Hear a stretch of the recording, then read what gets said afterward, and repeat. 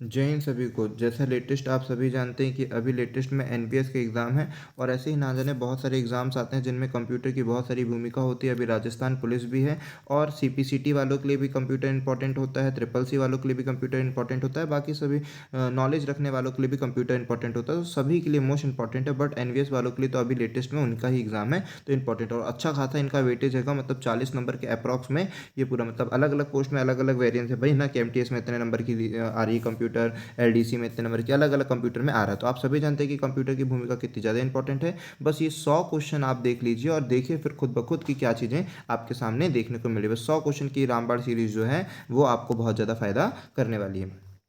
देखिए सबसे पहले, और क्वेश्चंस को केवल आंसर ना बता करके हम इसके बारे में काफ़ी कुछ देंगे जिससे भी एक्स्ट्रा फैक्ट बनेंगे, जिससे भी हमको लगेगा कि आपके लिए इंपॉर्टेंट क्वेश्चन है, इससे और भी पेपर में पूछे जा सकते हैं, तो वो भी चीज़ें आपको प्रोवाइड कराई जाएगी। ठीक है, चलिए तो स्टार्ट करते हैं।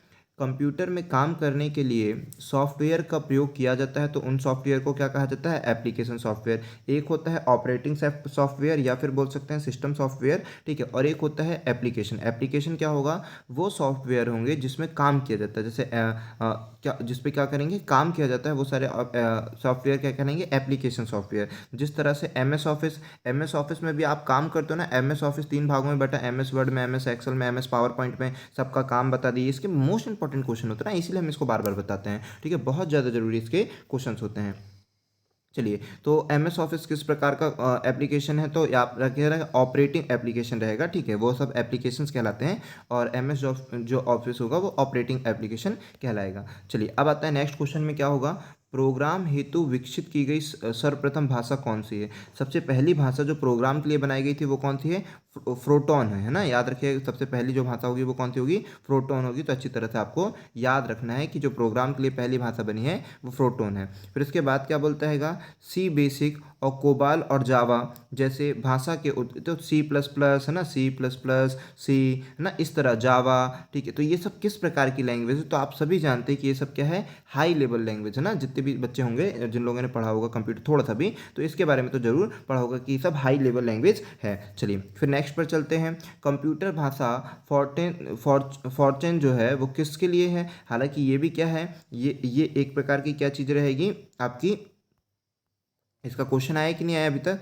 आ गया है, ठीक है, कि ये है ना प्रोग्राम हेतु, समझ पा रहे हो? प्रोग्राम हेतु जो लैंग्वेज होती है वो फॉर्टन का यूज़ करते हो आप, है ना, प्रोग्राम के लिए यूज़ करते हो। अब वही पूछ रहा है कि फॉर्टन का जो यूज़ होता है वो किस क्षेत्र में होता है, इसलिए हमने आपको बताया कि देखिए प्रीवियस जो आपने पढ़ा था वही है। ये जो फॉर्टन है किस प्रकार की लैंग्वेज है? तो आपने पढ़ा प्रोग्राम लैंग्वेज है सर, ठीक है, प्रोग्राम लैंग्वेज है। और प्रोग्राम लैंग्वेज का फॉर्टन का यूज़ किस क्षेत्र में ज़्यादातर होता है? साइंस के क्षेत्र में इसका यूज़ ज़्यादा होता है, इसकी प्रोग्रामिंग साइंस के क्षेत्र में ज़्यादा की जाती है। फिर पूछा जाता है डीवीडी उदाहरण है किसका है? ये एक प्रकार की ऑप्टिकल डिस्क है। जो डीवीडी है वो एक प्रकार की क्या है? वो ऑप्टिकल डिस्क है। कई बार पूछा जा सकता है कि डीवीडी का फुल फॉर्म बताइए, तो याद रखिएगा डीवीडी का फुल फॉर्म क्या होगा? डिजिटल डिजिटल वर्स वर्सटाइक, ठीक है, डिजिटल, हम पूरा डीवीडी का फुल फॉर्म लिख दे रहे हैं, digital versatile, digital versatile, digital versatile disc. Digital work type disc जो होगी ये होगा डीवीडी का फुल फॉर्म, ठीक है। तो अच्छी तरह से याद रखेंगे। टैली प्रोसेसिंग तथा टाइम शेयरिंग, जो टैली एली होती है ना, मतलब आपने पढ़ा होगा टैली वाला, तो जो टैली प्रोसेसिंग है और टाइम शेयरिंग का है, किस पीढ़ी में आई थी? तो कौन सी पीढ़ी में आई थी? थर्ड जनरेशन में, ठीक है। जो टेली प्रोसेसिंग और टाइम शेयरिंग का ऑप्शन था, जो ज़्यादा यूज़ हो रहा था, वो किस उसमें आ रहा था? थर्ड जनरेशन में ना। टैली वाली जो आप अभी पढ़ते हो वो सारी चीज़ें किस में आती है? थर्ड जनरेशन में। अच्छा, एक जनरेशन आया तो एक क्वेश्चन हमको याद आया कि जनरेशन का ना बहुत पेपर में क्वेश्चन आता है, वो जनरेशन से रिलेटेड हम क्वेश्चन करा दें। अभी आपका कौन सा चल रहा है? एक फर्स्ट जनरेशन कंप्यूटर था, सेकेंड जनरेशन था, थर्ड जनरेशन था, फोर्थ जनरेशन था और फिफ्थ जनरेशन, ठीक है। तो फर्स्ट जनरेशन के कंप्यूटर में क्या यूज़ होता था? बहुत इंपॉर्टेंट क्वेश्चन है, तो याद रखें कि वैक्यूम ट्यूब। फर्स्ट जनरेशन के कंप्यूटर में वैक्यूम ट्यूब का यूज़ होता था। सेकेंड जनरेशन के कंप्यूटर में ट्रांजिस्टर यूज़ हो रहा था, ठीक है, ट्रांजिस्टर, ठीक है, अच्छी तरह से याद रखेंगे। थर्ड वाले में क्या हुआ? IC, integrated circuit. और फोर्थ वाले में आया माइक्रो प्रोसेसर। अच्छी तरह से मोस्ट एक नंबर फ्री के देखा जाएगा, पूछा जाएगा फर्स्ट जनरेशन में क्या यूज होता था, तो वैक्यूम ट्यूब। सेकंड जनरेशन में ट्रांजिस्टर। थर्ड जनरेशन में आईसी इंटीग्रेटेड सर्किट, ठीक है, एकीकृत सर्किट। और फोर्थ जनरेशन में माइक्रो प्रोसेसर। फिफ्थ जनरेशन में आ गया क्या, आर्टिफिशियल इंटेलिजेंस। अभी जो जनरेशन तब यूज कर रहे हैं अभी तक पूरा आर्टिफिशियल इंटेलिजेंस अपना यूज करें, तो फिफ्थ जनरेशन का अगर पूछता है तो आर्टिफिशियल इंटेलिजेंट। फिर से बोल दे, एक बार रिकॉल कर ले जल्दी जल्दी। वैक्यूम ट्यूब हो गया, फिर ट्रांजिस्टर आ गया, फिर आईसी आ गई, फिर प्रोसेसर आ गया, अब एआई आ गया, आर्टिफिशियल इंटेलिजेंट आ गया। अच्छी तरह से आप अच्छे को याद रखिएगा ना, बिल्कुल भी गलती मत करना। चलिए, पहले से ऑन बिल्कुल। हाँ, आपको यहाँ पर ये वीडियो और इन सब चीज़ों में नहीं जाना भाई, आपको कंटेंट पर ध्यान देना है और अपनी पढ़ाई पर ध्यान देना, अपनी नौकरी पर ध्यान देना, ठीक है। तो यहाँ पर देखिए, पहले से ऑन कंप्यूटर को रीस्टार्ट करने को क्या कहते हैं। तो पहले से ऑन कंप्यूटर को रीस्टार्ट करने को क्या कहते हैं। तो ये देखिए, अगर कल को ये पूछा जाएगा कंप्यूटर को स्टार्ट करने की प्रोसेसिंग क्या कहलाती है। कंप्यूटर को स्टार्ट करने की प्रोसेसिंग कहलाती है बूटिंग। कंप्यूटर को स्टार्ट करने की प्रोसेसिंग कहलाती है बूटिंग। लेकिन इसमें पूछा कंप्यूटर पहले से स्टार्ट है और अब उसको रीस्टार्ट करना है, ठीक है, ऑलरेडी स्टार्ट है ना, ऑन है, पहले से ऑन है, ठीक है, उसको रीस्टार्ट करना है तो वार्म बूटिंग। वार्म का मतलब गर्म, तो वार्म बूटिंग कहला रहा है, ठीक है कि नहीं होता है, तो वार्म बूटिंग कहलाती है। अगर कंप्यूटर स्टार्ट करने की प्रोसेस कहेगा तो बोलना बूटिंग कहलाती है, और कंप्यूटर स्टार्ट है लेकिन उसे रीस्टार्ट करना है तो उसको वार्म बूटिंग कहते हैं। अच्छी तरह से याद रखिएगा, मोस्ट इंपॉर्टेंट क्वेश्चन हम आपको कवर करा रहे हैं, ठीक है। इंटरनेट में प्रयुक्त कंप्यूटर लैंग्वेज क्या है। तो देखिए, जो आप इंटरनेट में यूज़ करते हैं लैंग्वेज, वो कौन सी यूज़ करते हैं, तो जावा। कौन सी यूज़ करते हैं, जावा यूज़ करते हैं। इंटरनेट में यूज़ जो लैंग्वेज है वो जावा हो जाएगी, और भी ऐसे अदर रहेगी बट मेनली जावा, ठीक है। इसके बाद हम ये बोलते हैं, कल को अगर ये बोले कि वेबसाइट डिज़ाइन में, ये सब क्वेश्चन पेपर में पूछे गए हैं भाई, क्या सोच रहे हो, सब के सब मोस्ट इंपॉर्टेंट है। मतलब ये मान लो कि बताए ना, रामबाड़ी है भाई ये सारी क्वेश्चन, ठीक है। तो अगर पूछेगा वेबसाइट बनाने के लिए किस साइट का यूज़ करते हो, तो HTML। अगर पूछता है वेबसाइट बनाने के लिए, वेबसाइट डिजाइनिंग के लिए किस साइट का आप यूज़ करते हो, तो HTML। HTML का फुल फॉर्म भी पूछ सकता है, हाइपर टेक्स्ट मार्कअप लैंग्वेज, ठीक है। फिर से बोलते हैं हाइपर टेक्स्ट मार्कअप लैंग्वेज, ये भी फुल फॉर्म भी पूछा जाएगा, आपको अच्छी तरह से याद रखना है। अब पूछता है क्रे, पूछता है क्रे क्या है। तो क्रे के बारे में समझा दें हम आपको सारी चीज़ें, क्रे क्या है। तो क्रे एक सुपर कंप्यूटर है। अगर पूछिए कहाँ का है, तो USA का, अमेरिका के द्वारा डेवलप किया गया है क्रे, ठीक है। तो क्रे कहाँ का कंप्यूटर, क्रे एक सुपर कंप्यूटर है। क्रे के वर्जन अलग अलग भी आते हैं, ठीक है। तो क्रे क्या है भाई, सुपर कंप्यूटर है, किसने डेवलप किया, USA। अगर ये पूछता है तो बाकी तो क्रे पूछेगा। अब जब चूंकि सुपर कंप्यूटर की बात आ ही गई है, तो हम आपको इसमें बारे में कुछ मुख्य विशेष बातें बता दें। जब सुपर कंप्यूटर की बात हो ही रही है, तो हम यहाँ पर आपको मोस्ट इंपॉर्टेंट चीज़ बता दें, उस पर आप ध्यान दीजिए। अगर पूछा जाएगा कि भारत, क्योंकि भाई सुपर कंप्यूटर भारत में भी होगा, तो अगर पूछेगा भारत का सुपर कंप्यूटर का सबसे फर्स्ट सुपर कंप्यूटर जो भारत का है वो कौन सा हैगा, तो याद रखिएगा परम। बहुत पेपर में पूछा गया है, बहुत पेपर में पूछा गया है कि फर्स्ट सुपर कंप्यूटर जो भारत का है वो परम है। अगर ये पूछ लेता है कि बेस्ट भारत ने, हाँ अभी ये भी पूछ लेगा, ठीक है, ये तो हो गया। तो फर्स्ट सुपर कंप्यूटर जो भारत ने बनाया था वो है परम। उसके बाद अब तक भारत ने कितने सुपर कंप्यूटर बना दिए हैं, तो 30। अगर पूछ लेगा अब तक भारत ने कितने सुपर कंप्यूटर बनाए हैं, या भारत के पास कितने सुपर कंप्यूटर, जरूरी नहीं कि बनाए हो, ठीक है, भारत के पास कितने सुपर कंप्यूटर, हो सकता है कहीं और से उसने वो किया हो, ठीक है। तो भारत के पास टोटल कितने सुपर कंप्यूटर हैं, तो 30। टोटल 30 सुपर कंप्यूटर है भारत के पास। और अब बात की जाए, ये तो हो गए 30 सुपर कंप्यूटर, और सबसे पहला जो सुपर कंप्यूटर था वो परम था। इसके बाद आते हैं सबसे बेस्ट सर, 30 तो हैं, लेकिन सबसे बेस्ट सुपर कंप्यूटर किसको मानते हैं, तो परम सिद्धि, IA लिखा रहता है, मतलब आर्टिफिशियल इंटेलिजेंस। परम सिद्धि जो सबसे बेस्ट सुपर कंप्यूटर है भारत का, वो परम सिद्धि IA, मतलब आर्टिफिशियल इंटेलिजेंस। तो आई होप कि आप याद रखेंगे, पहला कंप्यूटर है परम, जो सुपर कंप्यूटर है जो भारत ने बनाया था। भारत के पास कुल 30 सुपर कंप्यूटर हैं, और सबसे बेस्ट जो सुपर कंप्यूटर है भारत के पास वो है परम सिद्धि, मतलब लेटेस्ट बोल सकते हो, बेस्ट बोल सकते हो, ठीक है। हाँ, अब इसी तरह से एक और भी चीज़ें पूछी जा सकती है, और दूसरे बताओ, मतलब हमको लगता है ना, जो चीज़ें आपके लिए पूछी जा सकती है वो सारी चीज़ें हम प्रोवाइड करते हैं। तो पूछा जा सकता है कि फर्स्ट सुपर कंप्यूटर के बारे में बताओ। तो पहला जो सुपर कंप्यूटर है वो क्या है, जो पहला सुपर कंप्यूटर है वो इल्ली, वाह रे वाह, इल्ली आका, समझ रहे हो, इल्ली आका 4, ठीक है, इल्ली आका 4। अगर फर्स्ट सुपर कंप्यूटर पूछेगा तो आपको याद रखना है कि विश्व का, पूरे वर्ल्ड का फर्स्ट सुपर कंप्यूटर है इल्ली आका 4। और फिर पूछेगा ये तो हो गया, है ना, फर्स्ट सुपर कंप्यूटर तो ये हो गया। अच्छा, विश्व का सबसे बेस्ट, अभी अभी तक का सबसे बेस्ट, विश्व का सबसे बेस्ट सुपर कंप्यूटर किसके पास है? तो याद रखिएगा, जापान के पास है। क्या नाम है उसका? विश्व का सबसे जो तेज सुपर कंप्यूटर फास्ट है वो जापान के पास है, उसका नाम क्या है? फुकागू, फुगाकू, फुगाकू। ठीक है, इंग्लिश का वोकैब लिख देते हैं। इंग्लिश वोकैब क्या होगा? फुगाकू। ठीक है, फुगाकू। तो ये जापान के पास है, सबसे बेस्ट सुपर कंप्यूटर हैगा। अगर पूछ लिया जाएगा कि भारत में जो है सुपर कंप्यूटर के जनक किसे कहा जाते हैं, तो विजय भटनागर। ठीक है, विजय भट भटनागर करके या भटकर करके, है ना, कुछ देख लीजिएगा, विजय भटकर या भटनागर करके हैं जो भारत के सुपर कंप्यूटर के जनक कहे जाते हैं। ठीक है, आई होप कि ये सारी चीज़ें आपको क्लियर हुई होगी। अब चलते हैं नेक्स्ट क्वेश्चन पे। क्या बोलता है? कंप्यूटर में अनवरत विद्युत विद्युत आपूर्ति का मतलब, जब आप देखते हो ना कि क्या होता हैगा कि कई बार आप कंप्यूटर यूज़ करते हो, एकदम से लाइट गोल हो जाती है, तो आप को कंप्यूटर को कौन सेव करता है? यूपीएस। यूपीएस सेव करता है भाई आपके कंप्यूटर को। ठीक है, एक बैटरी नुमा रहता है, इसमें क्या रहता है, इसके अंदर बैटरी रखी रहती है, फिर वो आपके कंप्यूटर को सप्लाई देती है, तो 15 मिनट 10 मिनट आपका कंप्यूटर चल पाता है एक्स्ट्रा। तब तक आपके कोई भी डॉक्यूमेंट ओरिजिनल है, काम की चीज़ें, वो सब आप सेव करने का समय आपको मिल जाता है। तो यूपीएस होता है भाई जब भी आपकी शॉर्ट सर्किट, मतलब शॉर्ट जो लाइट प्रोवाइड करने का करता है। यूपीएस का फुल फॉर्म पूछ सकता है, यूपीएस का फुल फॉर्म पूछ सकता है भाई। तो याद रखिएगा, यूनिट ट्रिप्यूटिव बल यूनि, ओहो कितनी शॉर्ट में लिख दिए भाई। ठीक है, यूनिटैरिप्यूटिबल। ठीक है, वोकैब देख लेना, इतना बड़ा तो वोकैब है। ठीक है, यूनिटैरिप्यूटिबल पावर सप्लाई। ठीक है, यूनिटैरिप्यूटिबल पावर सप्लाई, ये उसका यूपीएस का फुल फॉर्म का नेम होगा। ठीक है, फाइल एक्सटेंशन किस लिए यूज़ होता है? तो किसी भी फाइल का एक्सटेंशन हम क्यों करते हैं? आइडेंटिफिकेशन के लिए। ठीक है, किसी भी फाइल का एक्सटेंशन नाम क्यों यूज़ किया जाता है? उसके आइडेंटिफिकेशन के लिए यूज़ किया जाता है। जैसे डॉट एक्सल्स, है ना, डॉट एक्सल्स हो गया ना, डॉट डॉक, डॉक कॉम। हालांकि ये तो एक्सटेंशन नेम हो गया ना, फाइल नहीं हुई। ठीक है, एक्सेल हो गया, ये हो गया dot GPG, GPG, dot MP4। ठीक है, डॉट पीडीएफ।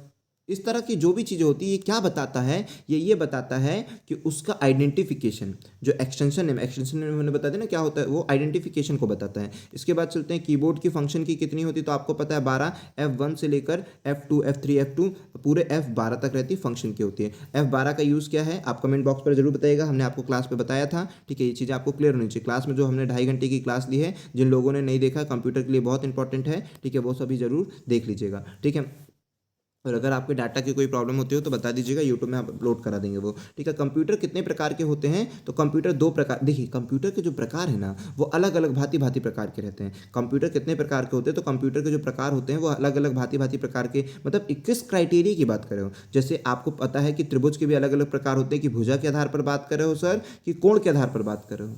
त्रिभुज के प्रकार भुजा के आधार पर बात करो तो कोण के, भुजा के आधार पर भी 3 होते हैं, कोण के आधार पर भी 3 होते हैं। ठीक है, ठीक उसी प्रकार से कंप्यूटर के जो होते हैं वो अलग अलग आधार पर, कि किस विषय पे आप बात करना चाहते हो, किस सब्जेक्ट पर बात करना चाहते हो। तो कंप्यूटर अगर उद्देश्य के हिसाब से बात करना चाहते हो तो 2 प्रकार के होते हैं, एक जनरल कंप्यूटर होता है, एक सुपर कंप्यूटर होता है। अगर आप किसके बात पर कर रहे हो, उद्देश्य के हिसाब से बात करो, तो 2 प्रकार के होते हैं, जनरल कंप्यूटर, सुपर कंप्यूटर। अगर आप कार्य प्रणाली या फिर वर्किंग के हिसाब से बात कर रहे हो तो 3 प्रकार के होते हैं, एक होता है एनालॉग कंप्यूटर, एक होता है डिजिटल कंप्यूटर, और एक होता है हाइब्रिड कंप्यूटर। अगर आप यूजेस के हिसाब से बात कर रहे हो तो फिर 4 प्रकार के होते हैं। समझ पा रहे हो? एम के उद्देश्य के हिसाब से बात कर रहे हो 2 प्रकार के, कार्य के हिसाब से बात कर रहे हो तो 3 प्रकार के, और यूजेस के हिसाब से बात कर रहे हो तो 4 प्रकार के सुपर कंप्यूटर होते हैं। ठीक है, 4 प्रकार के भी बता दें क्या? एक होता है माइक्रो कंप्यूटर, एक होता है मिनी कंप्यूटर, एक होता है मेन फ्रेम कंप्यूटर, ठीक है, और एक होता है सुपर कंप्यूटर।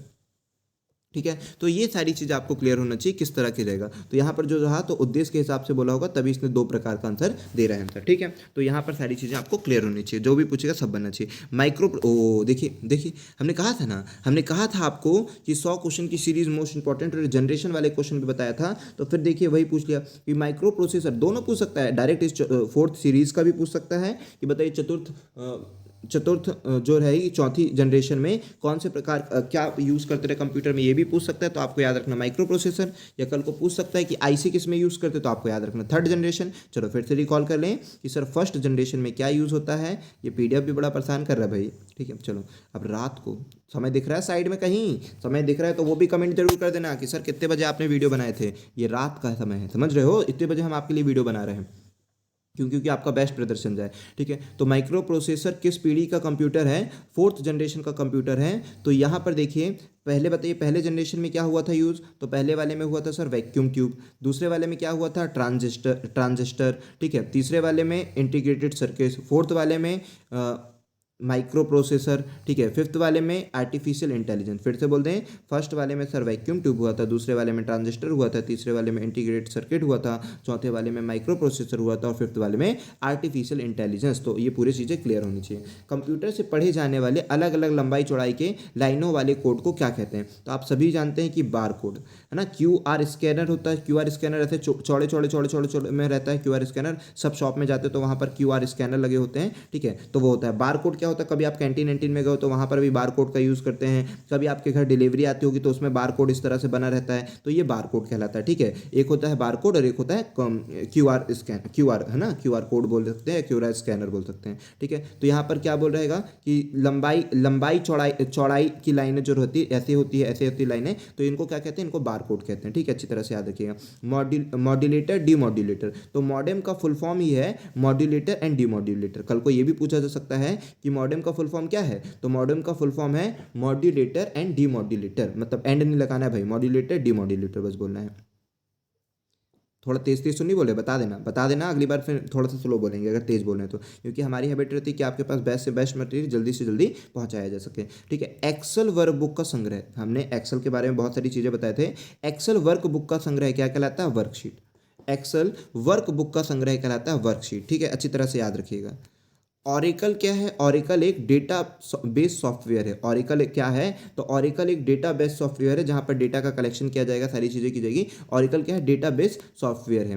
पास्कल क्या है, तो एक पास्कल तो वो है, एक पास्कल तो दाब की इकाई है। ये साइंस की बात है भाई, दाब की इकाई किस में मापी जाती है, तो पास्कल में मापी जाती है। और पास्कल क्या हैंगे, ठीक है, तो यहाँ पर पास्कल जो होंगे वो कंप्यूटर के कैलकुलेटर के आविष्कारक भी हैं, कैलकुलेटर के आविष्कारक भी है पास्कल, ठीक है। तो इस तरह की कुछ कुछ चीज़ें हैं, तो आपको याद रख सकते हो पास्कल के बारे में। बाकी अभी यहाँ पर जो पास्कल है वो क्या है, एक कंप्यूटर की भाषा है, ठीक है, कंप्यूटर लैंग्वेज है। पास्कल जो है वो एक प्रकार की कंप्यूटर लैंग्वेज है। वह बिंदु जिस पर डाटा कंप्यूटर में प्रवेश करता है या निकलता है उसे क्या कहते हैं, वह बिंदु जिस पर डाटा कंप्यूटर में प्रवेश करता है या निकलता है उसको बोलते हैं टर्मिनल। भाई नाम ही है टर्मिनल, मतलब उसमें कोई चीज़ जा भी सकता है और उससे कुछ आ भी सकता है, तो डाटा आना जाना कहाँ से होता है, टर्मिनल से जाता है, ठीक है। सेल फोनों में किस प्रकार की स्टोरेज डिवाइस का प्रयोग किया जाता है, तो याद रखिए फ्लैश। फ्लैश वो होता है जो मतलब आप पोर्टेबल बोल सकते हैं कि कहीं से भी कहीं को ले जा सकते हो ना, कहीं पे भी ले जा सकते हो, कहीं से भी ला सकते हो, ऐसे जो मेमोरी होती है ऐसी स्टोरेज डिवाइस को फ्लैश बोल सकते हैं। जैसे मेमोरी कार्ड निकाल सकते हो, डाल सकते हो कभी भी, है ना, कुछ भी यूज़ कर सकते हो, लाना ले जाना कर सकते हो। तो ये सारी जो स्टोरेज होती है वो कैसी होती है, फ्लैश होती है। तो वही वो पूछ रहा है सेल फोन में किस प्रकार की स्टोरेज डिवाइसों का प्रयोग करते हैं, तो फ्लैश स्टोरेज डिवाइस। फिर आते हैं क्या, सॉफ्ट कॉपी एक आउटपुट है तो हार्ड कॉपी क्या है। देखिए सॉफ्ट कॉपी अगर पूछते हैं ना, सॉफ्ट कॉपी जैसे हमने आपको ये पीडीएफ, अगर ये पीडीएफ के तौर पर हमने आपको प्रोवाइड करा दिया, अगर हमने आपको पीडीएफ के तौर पर प्रोवाइड कराया, इसका मतलब हमने आपको कौन सी कॉपी दी है, सॉफ्ट कॉपी। ये भी तो एक प्रकार का आउटपुट ही हुआ, है ना।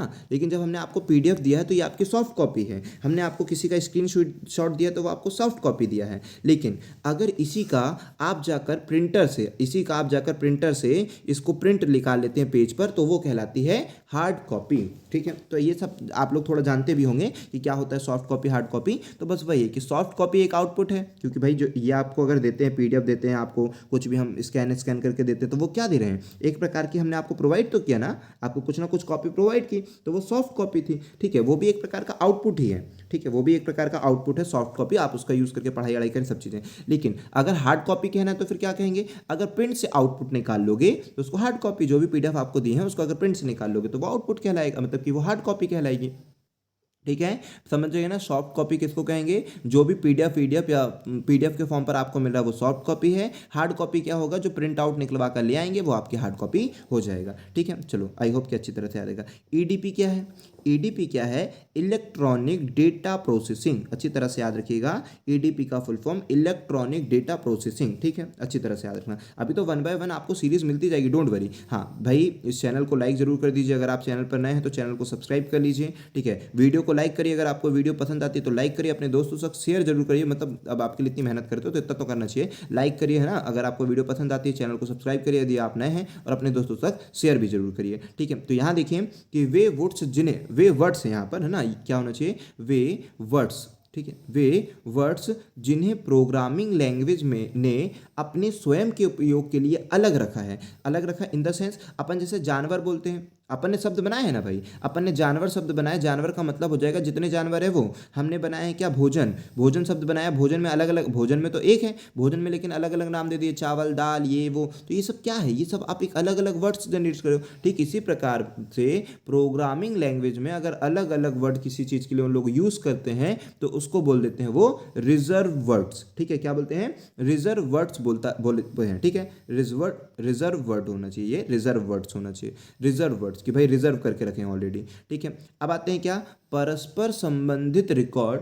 ठीक है, परस्पर संबंधित रिकॉर्ड के समूह को कहते हैं। तो अगर किसी एक दूसरे से अगर एक दूसरे से जुड़ता रिलेशन है कुछ इन रिकॉर्डों का, ठीक है, एक दूसरे से मिलते जुलते रिकॉर्ड हैं, तो इन्हें परस्पर संबंधित रिकॉर्ड को क्या कहते हैं, एक दूसरे से मिलते जुलते रिकॉर्ड को क्या बोलते हैं, तो इनको डेटाबेस बोलते हैं। क्या बोलते हैं, डेटाबेस, कि उनसे मिलते जुलते जितने भी रिकॉर्ड है उन सबको डेटाबेस कहते हैं। फिर इसके बाद बोलता है डिस्क को ट्रैकों और सेक्टरों में विभाजित करने की प्रक्रिया को क्या कहते हैं, फॉर्मेटिंग। डिस्क को ट्रैक और सेक्टर में विभाजित करने की प्रक्रिया को फॉर्मेटिंग कहते हैं। ठीक है, फॉर्मेटिंग करके आप क्या करते हो कि उसे डिवाइड कर देते हो कि कितना क्या होगा, यहाँ पर इतना स्टोरेज, यहाँ पर इतना, फॉर्मेट कर देते हो सारी चीज़ें, तो वो फॉर्मेटिंग कहलाती है। विश्व का प्रथम कंप्यूटर नेटवर्क पूछ रहा है, विश्व का पहला कंप्यूटर नेटवर्क क्या है, तो एपरेंट। ठीक है, तो याद रखेंगे ना, एपरेंट। ठीक है, विश्व का पहला कंप्यूटर नेटवर्क है एपरेंट। ठीक है, नेट भी आ रहा है, नेटवर्क है तो नेट भी आ रहा है। ठीक है, ठीक है, इसको पढ़ेंगे क्या, अर्प अर्प एपरेंट सही पढ़े ना, आरपेंट, आरपेनेट। ठीक है, आरपेंट, देख लेना इसका वोकैब, मतलब हो सकता है कि इसका हिंदी वोकैब कुछ और हो, क्योंकि अगर हम आर के साथ फिर वो पढ़ेंगे तो अलग अलग वोकैब हो जाएगा, तो आपको याद रखना है। ठीक है, अब आते हैं किसमें, मदरबोर्ड में क्या रहता है जो मदरबोर्ड और सीपीयू को दूसरे पुर्जों से जोड़ता है। भाई मदरबोर्ड तो उसका नाम ही मदरबोर्ड है, बहुत जरूरी है मदरबोर्ड। ठीक है, जब कंप्यूटर असेंबल कराते हैं मेन तो यही बोर्ड रहेगा। ठीक है, मदरबोर्ड। ठीक है, और उसमें फिर रैम रोम वो तो बाद में एक्सटर्नल रहेगा, मदरबोर्ड प्रोसेसर यही सब तो ज़्यादा बेस्ट रहता है। मदरबोर्ड में क्या रहता है जो मदरबोर्ड और सीपीयू को दूसरे पुर्जों से जोड़ता है, सिस्टम बस। ठीक है, तो इसमें क्या होता है, सिस्टम बस होता है, बस का मतलब ऐसे ऐसे पोर्ट्स होते हैं जिसमें आप सारी चीज़ों को लगा सकते हो। ठीक है, वो सारी चीज़ें, तो यहाँ पर मदरबोर्ड में क्या रहता है जो मदरबोर्ड और सीपीयू को दूसरे पुर्जे से जोड़ता है, तो सिस्टम में सिस्टम बस होता है कि सिस्टम के लिए जितने भी पोर्ट्स चाहिए। बस का मतलब यहाँ पर क्या होता है कि अगर आपने लिए बहुत सारे पोर्ट्स बने हुए हैं, ठीक है, ऐसे ऐसे पोर्ट्स जहाँ पर आप बहुत सारी चीज़ों को लगाओगे वो सारे हुए, तो ये बस कहलाती है, तो सिस्टम बस है ना। फिर बोलता है यूनिक्स नामक ऑपरेटिंग सिस्टम, ऑपरेटिंग प्रणाली विशेष रूप में प्रयोग में लाई जाती है तो वेब सर्वर्स में। यूनिक्स नामक जो ऑपरेटिंग प्रणाली है, ठीक है, उसको कहाँ पर यूज़ करते हैं जनरली लोग, वेब सर्वर में यूज़ किया जाता है। ठीक है, फिर एक्सेल स्प्रिट का एक्सटेंशन नेम तो बताया था हमने, एक्सेल्स का .xls। ठीक है, यही बताया था ना हमने आपको, .xls। ठीक है, उसका एक्सटेंशन नेम है। अब आता है क्या, फिर इसके बाद तो बाकी सब क्वेश्चंस को अपन बाद में करते हैं। ठीक है, इतना क्वेश्चन इनफ रखते हैं, अच्छी तरह से वीडियो देख लीजिएगा, न जाने कितने मिनट की हो गई है। ठीक है, लेकिन हमने कोशिश की थी अप्रॉक्स 30 मिनट के अंदर बने। ठीक है, तो ये सारी चीज़ें हो गई होगी, अच्छी तरह से करो, नेक्स्ट वीडियो आपको मिल जाएगी। ठीक है, आपके प्लान करने के बाद। ठीक है, तो यहाँ पर वीडियो को शेयर जरूर करें। ठीक है, शेयर जरूर करें, अगर पसंद आई है तो लाइक भी करें, चैनल अगर आप नए हैं तो सब्सक्राइब करिए, अगेन बोल रहे हैं हम आप सभी को। ठीक है, और ताकि आपकी तैयारी और अच्छे से हो पाए। ठीक है, और इसके बाद क्या बोल रहे हैं कि जो जो हमने कहा था वो सब आप जरूर पढ़ लीजिएगा। एक तो फुल फॉर्म पढ़ लीजिएगा, ठीक है, फुल फॉर्म भी डेफिनेटली आएगा। एमएस ऑफिस को अच्छे से पढ़ लीजिएगा, एमएस ऑफिस के रिलेटेड क्वेश्चन आएंगे ही आएंगे। शॉर्टकट की को आप पढ़ लीजिएगा, शॉर्टकट की भी इंपॉर्टेंट है, जो हमने न्यूमेरिकल करवाए थे आपके लिए, है ना, वो सब भी आप अच्छे से ध्यान दीजिएगा। बाकी सारी चीज़ों को हम 1 बाय 1 आपको प्रोवाइड कराते जाएंगे, डोंट वरी। ठीक है, चलो कल मिलते हैं, जय हिंद।